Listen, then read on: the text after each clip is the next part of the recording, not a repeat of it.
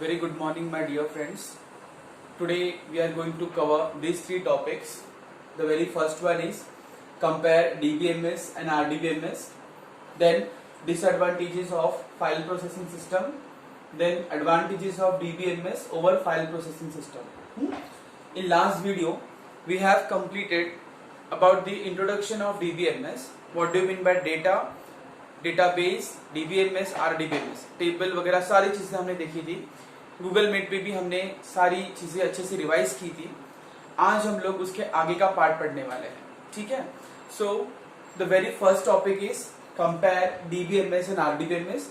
इसके बेसिक जो पॉइंट्स हैं वो आपको पता होंगे, but will discuss it again.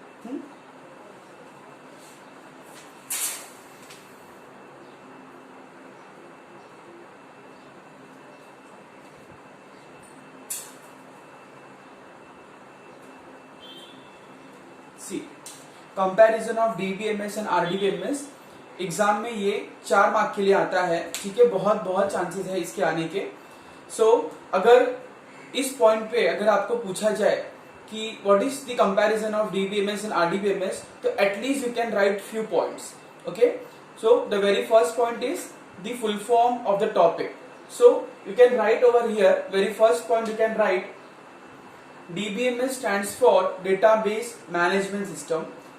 Okay, and here you can say RDBMS stand for Relational Database Management System. Okay, that was very much simple. Next point, I have told you about this. The data in DBMS are stored in file format, whereas the data in RDBMS are stored in table format. Is it correct? आपको याद होगा, ये बहुत simple है. Next point, there is no relationship concept. Third point is there is no relationship concept in DBMS. और यहाँ पे आएगा there is relationship concept in RDBMS. ऐसा क्यों भाई? जब यहाँ पे टेबल ही एग्जिस्ट नहीं करता तो रिलेशनशिप कहाँ पे आएगा? Because relationship can be maintained among the tables, not among the files. Okay. और यहाँ पे टेबल प्रेजेंट ही नहीं है, यहाँ पे तो हर एक चीज फाइल फॉर्मेट में है, तो यहाँ पे रिलेशनशिप कंसेप्ट नहीं आ सकता.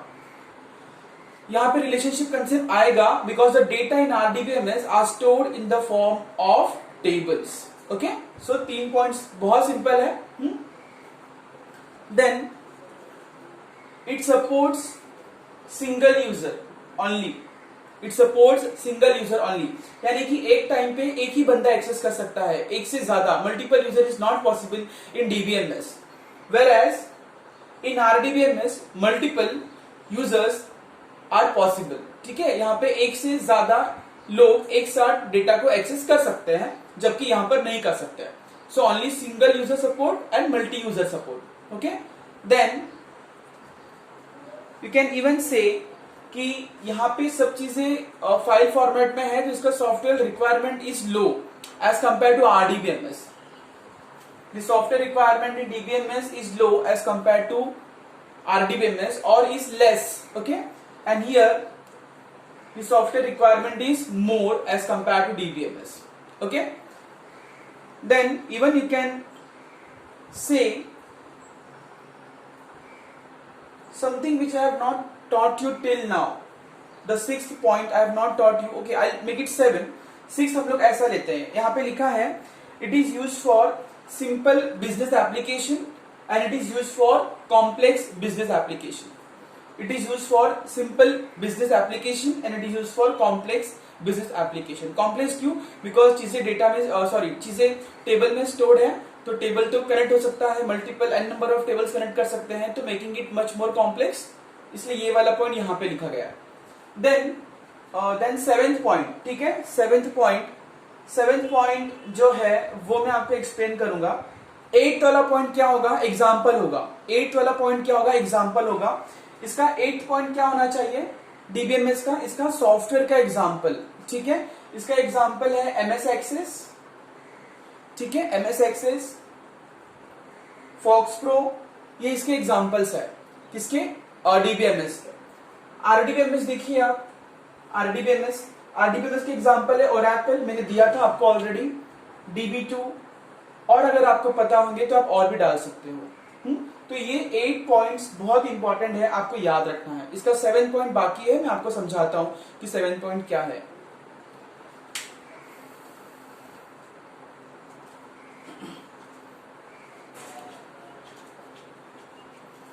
इसका 7 पॉइंट देखते हैं, ठीक है। मैंने सारे पॉइंट्स बताए थे, 7th वाला नहीं बताया था। 7 पॉइंट देखते हैं। Normalization concept is not present in DBMS, ठीक है। और यहां पे क्या लिखेंगे, normalisation concept is present in RDBMS। ये बहुत इंपॉर्टेंट टॉपिक है, ये बहुत बहुत ज्यादा इंपॉर्टेंट टॉपिक है। ये जो नॉर्मलाइजेशन ये वर्ड आपने सुना है, ये आपने पहली बार सुना होगा, ठीक है। ये वर्ड बहुत इंपॉर्टेंट है डीबीएमएस के अंदर। ये 4 से 6 या 8 मार्क के लिए, 4 से 6 मार्क के लिए या 8 मार्क के लिए बोर्ड एग्जाम में आता है। इसके अलग अलग फॉर्म्स है, हम वो फॉर्म्स बाद में पढ़ेंगे डिटेल में। फिलहाल हम लोग सिर्फ इतना जानेंगे कि भाई नॉर्मलाइजेशन का मतलब क्या होता है, ठीक है। अभी नॉर्मलाइजेशन का डेफिनेशन है। डेफिनेशन ये है कि normalization is the process of decomposition of table. Normalization is the process of decomposition of table. अभी डीकंपोजिशन ऑफ टेबल का मतलब क्या है, यानी कि एक बड़ा सा टेबल होता है, उसको छोटे छोटे पार्ट में डिवाइड करते हैं। समझ में आ रहा है आपको, वो जो प्रोसेस है उस चीज को डिवाइड करना, that is called as normalization, ठीक है। ऐसा क्यों करते हैं और कैसे डिवाइड करते हैं और डिवाइड करने का क्या बेनिफिट है, ये नेक्स्ट चैप्टर में या आने वाला है, तभी मैं आपको डिटेल में एक्सप्लेन करूंगा।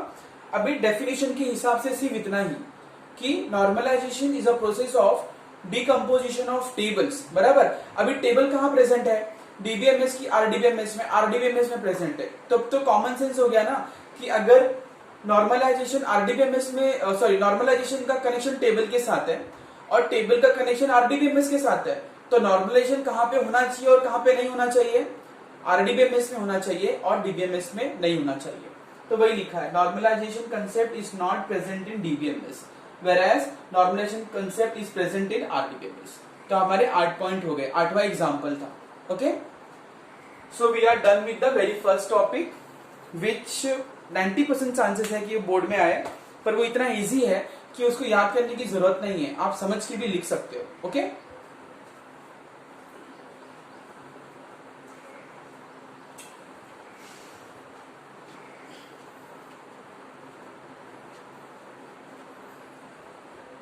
Next topic, disadvantages of file processing system. अभी फाइल प्रोसेसिंग सिस्टम मतलब they are talking about the, I think, second point, ठीक है, सेकेंड या थर्ड पॉइंट, कि वो फाइल फॉर्मेट में होता है और वो टेबल फॉर्मेट में होता है। तो फाइल प्रोसेसिंग सिस्टम जो होता है, जिसमें चीजें सारी फाइल फॉर्मेट में होती है, उसमें बहुत सारे कॉम्प्लिकेशंस होते हैं। वो कॉम्प्लिकेशंस हम डिस्कस करेंगे in second topic, that is disadvantages of file processing system. अगर आप नेक्स्ट देखोगे ना तो वो उसका ऑपोजिट है, यानी इसमें हम जो लिखने वाले हैं वो नेगेटिव पॉइंट्स है, ठीक है। उसका पॉजिटिव लिखेंगे तो वो एडवांटेज हो जाएगा। यहाँ पे देखिए थर्ड पॉइंट क्या है, advantages of DBMS over file processing system. तो पहले फाइल प्रोसेसिंग सिस्टम जो होता है, नॉर्मल फाइल प्रोसेसिंग सिस्टम, ठीक है, चीजों को लिख के रखना, उसको फाइल मेंटेन करना, एक फिजिकल डॉक्यूमेंटेशन जो होता है, उसके क्या एडवांटेजेस है, उसके कंपैरिजन में डीबीएमएस इज मच बेटर, ठीक है। और उसको अगर कंपेयर किया आरडीबीएमएस से, तो RDBMS is much better than both of this. So how they are better, ठीक है, और उसमें क्या डिसएडवांटेज है, that we are going to study in this topic. So the very first topic, disadvantage of file processing system. I'll continue this. Disadvantage of file processing system. We have some keywords for this, and those keywords are very much important. You should make a note of it. Okay. So very first one, data redundancy.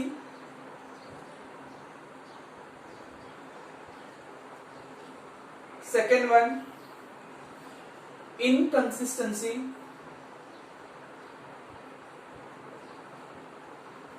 Then third one, difficult in accessing data. Difficult in accessing data, फिर data integrity.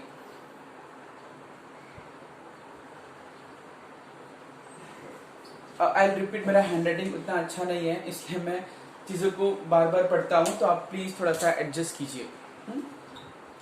और भी topics है, फिलहाल सिर्फ इतना ही। Data redundancy ये हमने Google meet पे ऑलरेडी डिस्कस किया है, मैं शॉर्ट में वापस बोलूंगा। Inconsistency, difficult in accessing data and data integrity. Okay, अभी डेटा रिडंडेंसी का मतलब क्या होता है? Duplication of data. मैंने आपको लास्ट लेक्चर में, ऑनलाइन लेक्चर में आपको एक टेबल बना के दिया था, ठीक है, ऑफिस का टेबल, ठीक है, डिपार्टमेंट का टेबल और लाइब्रेरी का टेबल, बराबर। और मैंने क्या किया था, मैंने बच्चों का सारा इंफॉर्मेशन तीनों टेबल में स्टोर करके रखा था। तो यहाँ पे मैंने क्या किया, मैंने unnecessary duplication of data create किया, बराबर। मतलब ऑफिस में अगर बच्चों का सारा डिटेल स्टोर है, तो डिपार्टमेंट में और लाइब्रेरी में सारा डेटा स्टोर करने का कोई जरूरत नहीं है। हमें वही डेटा स्टोर करना चाहिए जो उस डिपार्टमेंट को या फिर वो लाइब्रेरियन को जरूरत है, उतना ही। बाकी का इंफॉर्मेशन स्टोर करने का जरूरत नहीं है, because it is simply a wastage of space. Okay, now कैसे होता है मैं वापस एक बार बोलूंगा। ऑफिस का टेबल है, उसमें enrolment number, name, age, address, phone number, email ID, gender, ठीक है, ये सारी चीजें स्टोर है, बराबर। अभी डिपार्टमेंट में भी ये सारी चीजें स्टोर है, enrolment number, name, age, address, gender, phone number, email ID etcetera. Same library में भी, बराबर। लेकिन इतना स्टोर करने की जरूरत नहीं है। क्यों जरूरत नहीं है? मैंने आपको अच्छे से बताया था। पहला पॉइंट कि एक तो वो मेमोरी का जितना भी मेमोरी खा लेता है, बराबर ना, it is a wastage of space. Then next point is कि अगर हम कोई भी अपडेट करने की कोशिश करते हैं, अगर हम लोग कुछ भी अपडेट करने का कोशिश करते हैं और वो गलती से एक ही टेबल में अपडेट होता है या फिर दो टेबल में अपडेट होता है, तीसरा टेबल रह जाता है, तो क्या होता है, मेरा डेटाबेस इनकंसिस्टेंट होता है। क्या होता है? Inconsistent. That was the second point, बराबर। मैंने आपको अच्छे से एक्सप्लेन किया है ऑलरेडी, मैं अभी डिटेल में ये चीज नहीं बोल रहा हूं। Data redundancy, duplication of data, मतलब एक ही डेटा को मल्टीपल जगह पे स्टोर करने का कोई बेनिफिट नहीं है। अगर आप ऐसा करेंगे तो क्या होगा पता है? अगर आपने ऐसा किया तो पहला तो मेमोरी वेस्ट होगा, दूसरा क्या है, अगर आप अपडेट करने के लिए चाहते हो सिस्टम के अंदर किसी भी डेटा को, तो क्या गड़बड़ होगी? अगर आपने सब जगह अपडेट किया लेकिन गलती से एक भी जगह रह जाती है, तो क्या होगा, मेरा डेटाबेस इनकंसिस्टेंट हो जाएगा, बराबर। मैंने आपको इसका एग्जांपल क्या दिया था कि समझो एक बंदा है अंकित, बराबर। एक बंदा है अंकित, बराबर। उसका इंफॉर्मेशन है कि भाई वो कहाँ रहता है, विरार में रहता है। तो ऑफिस वाले टेबल के अंदर भी वही स्टोर है कि बंदा अंकित विरार में रहता है। सेम चीज डिपार्टमेंट में भी है, सेम चीज लाइब्रेरी में भी है, बराबर। तीनों जगह पे सेम चीज रहेगा, but obvious due to some particular reason वो विरार से वैसे शिफ्ट हो जाता है, बराबर। तो अभी क्या होना चाहिए, डेटाबेस में उसका अपडेशन होना चाहिए। तो अपडेशन करते वक्त क्या हो रहा है कि भाई जिसने अपडेट किया उसने ऑफिस का समझो अपडेट कर दिया, उसने डिपार्टमेंट का भी अपडेट कर दिया, लाइब्रेरी का अपडेट करना रह गया। तो क्या होगा, ऐसा भी हो सकता है कि गलती से जिस बंदे को टेबल रेफर करना हो वसई वाला, वो छोड़ के वो गलती से विरार वाला कर ले, और जो भी लेटर या डेटा उसको भेजना है उसकी गलत एड्रेस पे चला जाए। तो ये गड़बड़ क्यों होती है? ये गड़बड़ इसलिए होती है because multiple data are stored in the system, बराबर। And when you are going for updation, if any one of the data is not updated, the complete database comes under a particular stage that is called as inconsistency. I hope you are getting my point. Okay? Now ये दोनों topic हो गया, data redundancy, inconsistency. I hope आपको अच्छे से समझा रहेगा, नहीं समझा रहेगा you can ask me during online lecture. Difficulty in accessing data, अभी सीधी सी बात है, अगर मेरे पास एक फाइल फॉर्मेट में मैंने सब डेटा को स्टोर रखा है, एक फाइल फॉर्मेट में मैंने सब डेटा को स्टोर रखा हुआ है, बराबर। तो अगर 2-3 लोगों को एक साथ वो डेटा पे काम करना है तो वो कर सकते हैं क्या? नहीं कर सकते, बिल्कुल नहीं कर सकते, बिकॉज एक टाइम पे एक ही बंदा वो एक्सेस कर सकता है, बिकॉज फाइल फॉर्मेट है, बराबर। तो ये डिसएडवांटेज हुआ। अगर यही डीबीएमएस हो या आरडीबीएमएस हो, ठीक है, अगर डीबीएमएस हो तो भी वो एक सॉफ्टवेयर है, बराबर। चीजों को हम लोग क्या बोलते हैं, कॉपी पेस्ट करके उसको डिस्ट्रीब्यूट कर सकते हैं। आरडीबीएमएस हो तो और भी अच्छा है, एक ही सॉफ्टवेयर के through multiple users can access it. लेकिन अगर वो सिंपल एक फाइल प्रोसेसिंग सिस्टम है तो it's become very much complicated for accessing a single data for a multiple user. So this is difficult in accessing data. I hope you are getting these 3 points. Data integrity भी मैंने आपको example दिया था कि गलत information system में store नहीं होना चाहिए। इसका एक छोटा सा बेस्ट एग्जांपल ले सकते हैं कि एक बैंक एप्लीकेशन है, उसके अंदर मिनिमम बैलेंस मेंटेन करना है, समझो 5000 रुपीज मिनिमम है, तो 5000 उसका जो है ना वो उसका वैल्यू है, बराबर 5000 मिनिमम उतना होना चाहिए। अगर उसके नीचे आ गया तो क्या हो गया, तो data base is losing the integrity value, ठीक है, मतलब जो वैल्यू प्रेजेंट होना चाहिए था वो नहीं है, तो दस वी आर लूजिंग इट। तो ये सारी लॉजिक भी एक फाइल प्रोसेसिंग सिस्टम में मेंटेन करना it's very much difficult. Okay, now the fifth point,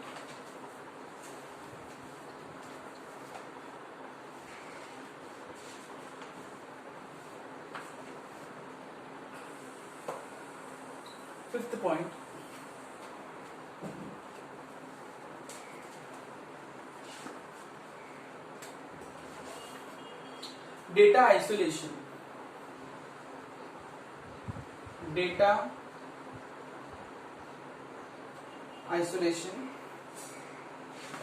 Then we have security problem.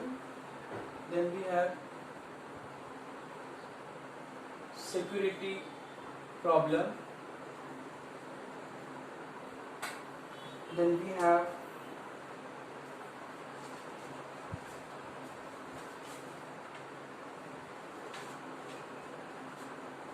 seventh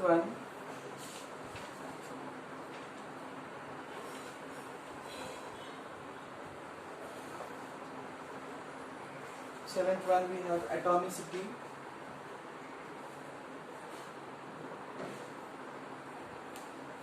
concurrent accessing problem,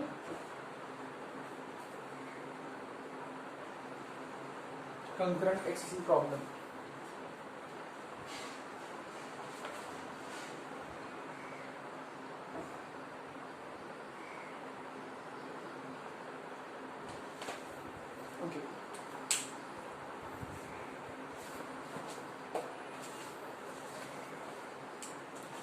Now listen.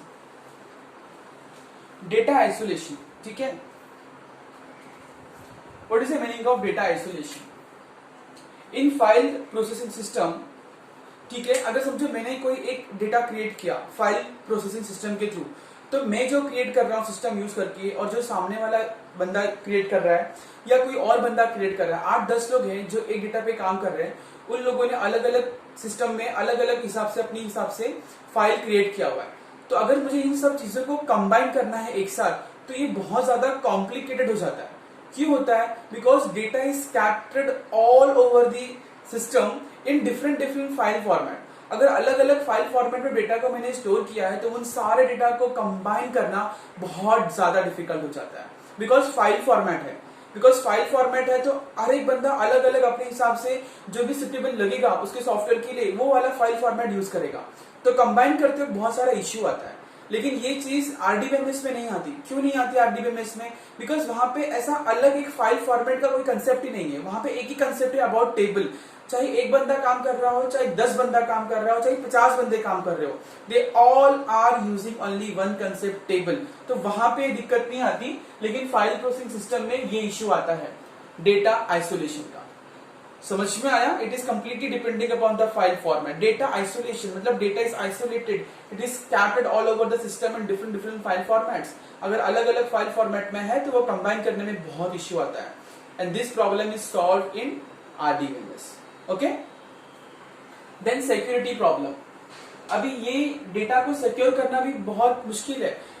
अगर सिस्टम में अगर क्या बोलते हैं, आपने समझो एक फाइल बनाया सिंपल सा, उसको सिस्टम में स्टोर कर दिया, एक छोटा सा फाइल बनाया उसको सिस्टम में स्टोर कर दिया, तो स्टोर करने के बाद आप उसको क्या सिक्योरिटी प्रोवाइड कर सकते हो? आप उस सिस्टम को सिक्योरिटी प्रोवाइड कर सकते हो, सिस्टम पासवर्ड देखिए, लेकिन वो फाइल को सिक्योरिटी प्रोवाइड नहीं कर सकते, बराबर। जबकि आरडीबीएमएस में कैसे होता है? आरडीबीएमएस में ना आप वो पर्टिकुलर फाइल को भी सिक्योर कर सकते हो, जबकि यहां पर नहीं कर सकते।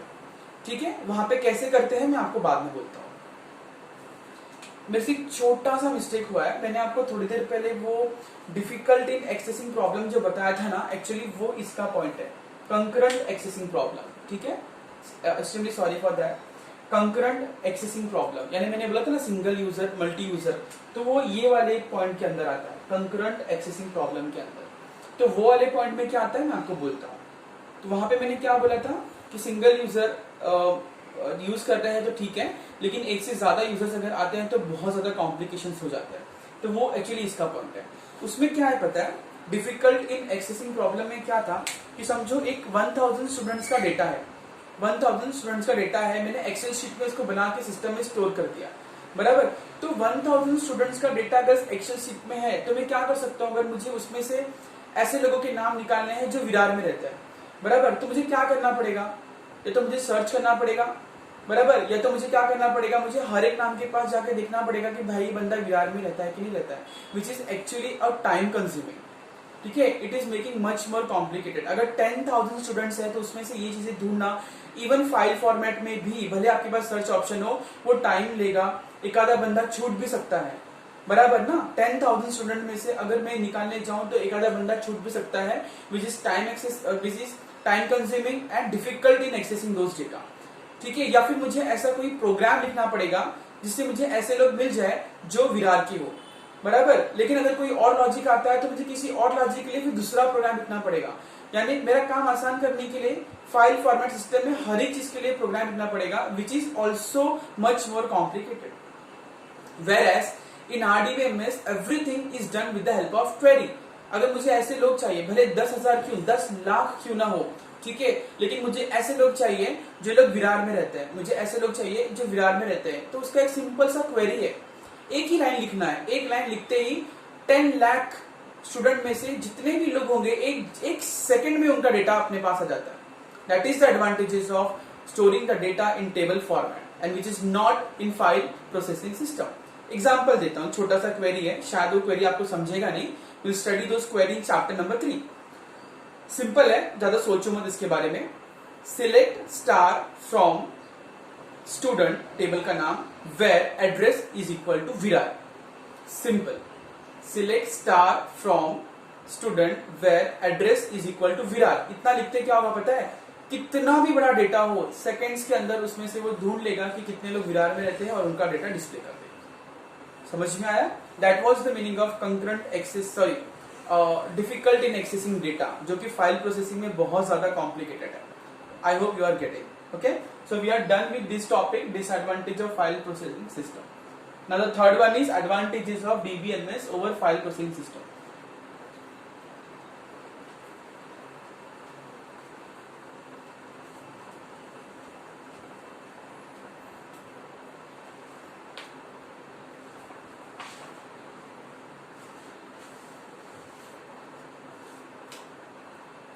अभी देखो, मैं पहले पॉइंट्स लिखता हूं फिर मैं आपको एक्सप्लेन करता हूं, ठीक है।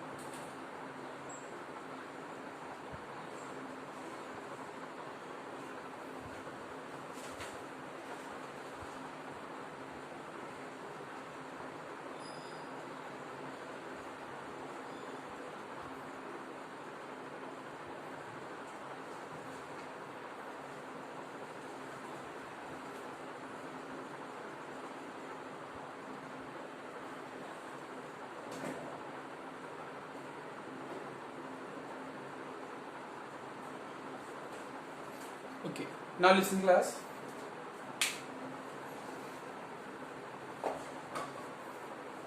Listen. ये पॉइंट आपको अच्छे से समझ में आया है। इसका डिसएडवांटेज एडवांटेज में कैसे होगा ये एक्सप्लेन करने की कोई जरूरत नहीं है। आप थोड़ा सा सोचो, आपको अपने आप समझ में आएगा कि क्या है। फिर ये भी समझ में आएगा, ये भी समझ में आएगा। This is something new to you people, data security and providing backup and recovery, बराबर। अब डेटा सिक्योरिटी कैसे होता है? फाइल प्रोसेसिंग में सिक्योरिटी का इश्यू था, मैंने आपको बताया था, लेकिन वो इशू यहाँ पे सॉल्व है, वो इशू डेटाबेस वाले लॉजिक में सॉल्व है। कैसे पता है? यहाँ पे एक बंदा होता है जिसका नाम होता है DBA। यहाँ पे एक बंदा होता है जिसका नाम है DBA। अभी DBA का मतलब क्या होता है? Database administrator. जैसे कि आपके कंप्यूटर सिस्टम में एडमिन होता है, स्टूडेंट भी एक दो अकाउंट होते हैं, एडमिन और स्टूडेंट। एडमिन को पासवर्ड होता है, स्टूडेंट को नहीं होता है। अगर आपको कोई भी चीज सिस्टम में चेंज करनी है, एक्सेस करना है, ठीक है, किसी को डिनाई करना है, तो एडमिन में जाके आप कर सकते हो, बराबर। उसी तरीके से डेटाबेस के अंदर भी DBA करके एक लॉजिक है, डेटाबेस एडमिनिस्ट्रेटर। ये जो बंदा है, he is responsible for the management of the overall database concept और ऑल डेटाबेस सिस्टम, ठीक है। तो वो क्या करता है? वो किसको डेटा देना है और किसको एक्सेस देना है और किसको एक्सेस नहीं देना है, वो ये डिसाइड कर सकता है। किसको एक्सेस देना चाहिए और किसको एक्सेस नहीं देना चाहिए, वो ये डिसाइड कर सकता है। समझ में आ रहा है आपको? तो इसी वजह से these systems are much more secure as compared to file processing system, okay. वो कैसे करता है, क्या करता है, वो हम बाद में पढ़ेंगे, बिकॉज वो ये सारी चीजें मैंने अभी तक जितने भी वर्ड्स नए नए टर्म्स यूज किया है, सारी चीजें डिटेल में है, सारी की सारी चीजें डिटेल में है, हम ये बाद में पढ़ेंगे, ठीक है। ये सारी चीजें डिटेल में है, वो हम बाद में पढ़ेंगे, ये आपको समझ में आ जाएगा। प्रोवाइडिंग बैकअप एंड रिकवरी, मेरे को नहीं लगता कि इसके बारे में भी कुछ बोलना जरूरी है, बिकॉज आप व्हाट्सएप यूज करते हो, सोशल मीडिया यूज करते हो, जब भी आप सॉफ्टवेयर को अनइंस्टॉल करते हो तो पूछता है कि भाई, या फोन रिसेट करते हो तो बैकअप तेरे को चाहिए क्या। अब बैकअप क्या होता है आपको अच्छे से पता है, आज की जनरेशन को उसको रिकवर भी कैसे करते हैं वो भी बहुत अच्छे से पता है। वही सेम लॉजिक है DBMS एंड RDBMS के अंदर भी, ठीक है, to recover the data, nothing else. तो we are done with this also. Now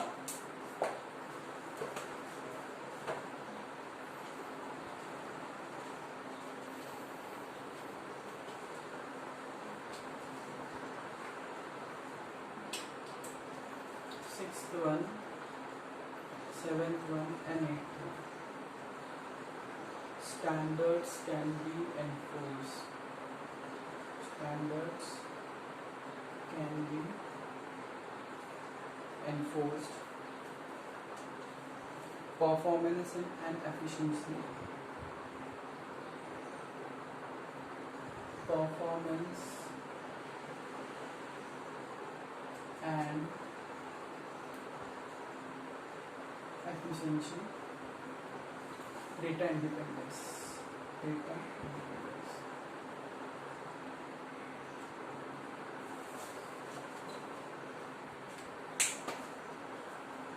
okay, अभी ये जो चीजें है ना, ये दो चीजें या तीनों चीजें, these all are connected with DBA, that is database administrator, okay। So standards can be enforced. Standards मतलब कुछ basic terms, rules and regulation हम लोग DBMS या RDBMS के अंदर डाल सकते हैं for the proper maintenance of the data, for the proper management of the database. Okay? Now this can be done only by DBA because standards enforce करना मतलब कुछ भी rules, logic, constraints apply करने का काम कौन कर सकता है? Only admin can do, nobody else. That's the reason I said these topics are connected with DBA, that is database administrator. मैंने जो बोला है नोट्स में भी वही लिखा रहेगा, कुछ नया लिखा नहीं रहेगा। नोट्स देने के बाद you can read line by line and if you have any doubt you can ask me. Then performance and efficiency. अभी सिस्टम है, बराबर, कॉलेज डेटाबेस है, कॉलेज के अंदर बहुत सारे अलग अलग सेक्शंस है, हर एक सेक्शन के अंदर उसके सब डिपार्टमेंट्स है, उसके अंदर भी स्टूडेंट्स का रिकॉर्ड है, टीचिंग, नॉन टीचिंग, ये सारी चीजों का जो भी परफॉर्मेंस है कि वो किस तरीके से होगा, उसका एक आउटपुट क्या आना चाहिए, डेटा एक्सेस करना है तो कितनी जल्दी डेटा एक्सेस होना चाहिए, कितनी जल्दी हो रहा है, नहीं हो पा रहा है, ये सारी चीजें क्या होती है? Performance and efficiency meter manage करती है, बराबर। अभी ये काम भी किसका रिस्पॉन्सिबल है? DBA is responsible for the performance and efficiency of the particular database, okay. Data independence, now data independence भी एक डिटेल टॉपिक है, लेकिन दो की हम एक सब पार्ट है किसी टॉपिक का, अभी मैं डिटेल में नहीं बोलूंगा, मैं बाद में बोलने वाला हूं। डेटा इंडिपेंडेंस का मतलब क्या होता है, बहुत सिंपल कंसेप्ट है कि जो भी डेटा है दे आर इंडिपेंडेंट, मतलब वो किसी और पे डिपेंडेंट नहीं है खुद को एग्जीक्यूट करने के लिए। समझ में आ रहा है? अभी खाली इतना ही समझ के लो। डेटा इंडिपेंडेंट का मतलब क्या हो गया कि दे आर इंडिपेंडेंट, ठीक है, वो आपस में ही है, उनको किसी और पे डिपेंड होने की जरूरत नहीं है फॉर देयर एग्जीक्यूशन। खाली इतना ही समझ के लो, इससे ज्यादा कुछ भी नहीं। इसमें दो चीजें इंपॉर्टेंट है, एक है लॉजिकल इंडिपेंडेंस, एक है फिजिकल इंडिपेंडेंस, ठीक है। इसमें डेटा इंडिपेंडेंस में दो चीज इंपॉर्टेंट है, एक लॉजिकल और एक फिजिकल। लॉजिकल मतलब क्या होता है, मेरा जो सॉफ्टवेयर वगैरह है, जो सिस्टम है, जो कोडिंग वगैरह किया है, वो लॉजिकल है। फिजिकल मतलब डेटा को स्टोर करते हैं, बराबर। फॉर एग्जाम्पल एक सॉफ्टवेयर बनाया मैंने, बराबर, तो I can say this software is independent software. तो इसके अंदर क्या लॉजिक है, इसके अंदर जो डेटा होगा ना उसके दो पार्ट्स होंगे, सॉरी ये टॉपिक के दो पार्ट्स होंगे, एक लॉजिकल और एक फिजिकल। फिजिकल मतलब डेटा को स्टोर करना है। फॉर एग्जाम्पल वो जो सॉफ्टवेयर मैंने बनाया है वो 500 MB लेता है, ठीक है, वो 500 MB ले रहा है या 2 GB ले रहा है या फिर क्या बोलते हैं 1.5 GB ले रहा है, जितना भी ले रहा है that is my physical independence.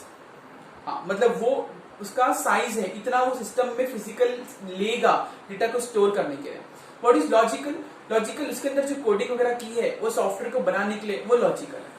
तो ये दोनों इंडिपेंडेंट कैसे हैं, इनका बोलने का मतलब ये है, अगर लॉजिकली यानी कोडिंग वगैरह में मैंने कोई भी चेंज किया तो उसकी वजह से उसका जो डेटा स्टोरेज है, एग्जांपल 2 GB, वो उसमें कोई चेंज नहीं आना चाहिए, बराबर। या फिर उसके साइज में अगर चेंजेस आते हैं, वाइस वर्सा, पहले वहां से गए अब यहां से देखते हैं, अगर उसके साइज में हमें कुछ चेंजेस करने हैं, बराबर, तो उसकी वजह से मेरा इंटरनल कोडिंग खराब नहीं होना चाहिए या फिर इंटरनल कोडिंग में कोई चेंजेस नहीं आने चाहिए। एक्चुअली नहीं आते हैं।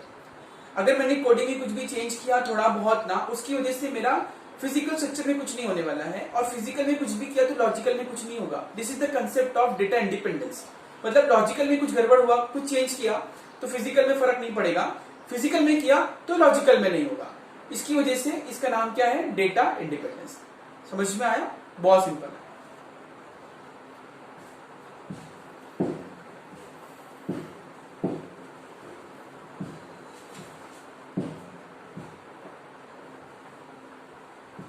एक छोटा सा टॉपिक था जो मैंने, पता नहीं मुझे याद नहीं मैंने लिखा था कि नहीं लिखा था।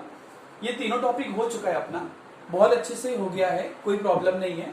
लेकिन ये वाले टॉपिक में एक पॉइंट था, पता नहीं मैंने यहाँ पे लिखा था कि नहीं, अगर नहीं लिखा था तो मैं वापस लिखता हूँ, which is called as atomicity. This is very much important and favourite word of the external examiner. ये इसका एक्सटर्नल प्रैक्टिकल एग्जाम और ओरल होगा। एटॉमिसिटी, एटॉमिसिटी का मतलब क्या होता है?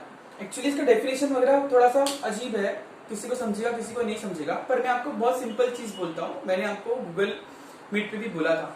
एटॉमिसिटी का मतलब क्या होता है कि अगर हम लोग ट्रांजेक्शन चालू है दो अकाउंट के बीच में, तो या तो वो ट्रांजेक्शन